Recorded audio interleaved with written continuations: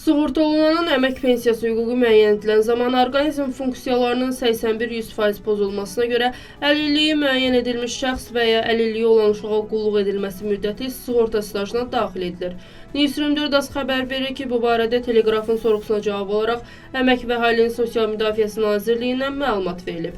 Bildirilib ki, həmin müddət üzrə sığorta stajı orqanizmin funksiyalarının 81-100% pozulmasına görə əlilliyi müəyyən edilmiş şəxslərə münasibətdə qulluq etməyə dair qulluq olunanın və qulluq edənin notariat fəaliyyətini həyata keçirən subyektlərin təsdiq etdiyi ərizələrə əsasən nəzərə alınır. Bəs bu proses necə tənzimlənir, vətəndaş hara və hansı sənədlərlə müraciət etməlidir?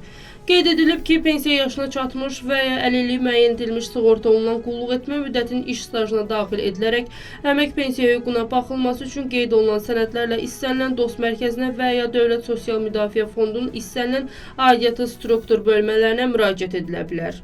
Bəs həmin şəxslər pensiyaya erkən yaşda çıxa bilərlərmi?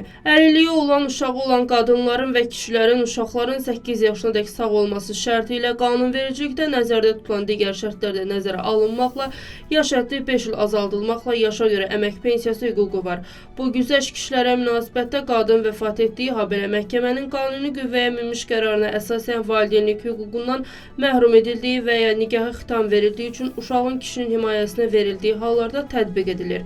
Əlilliyi müəyyən edilmiş şəxsə qulluq etmə ilə bağlı erkən pensiya hüququ isə qanunvericilikdə nəzərdə tutulmayıb, deyə məlumatda bildirilib.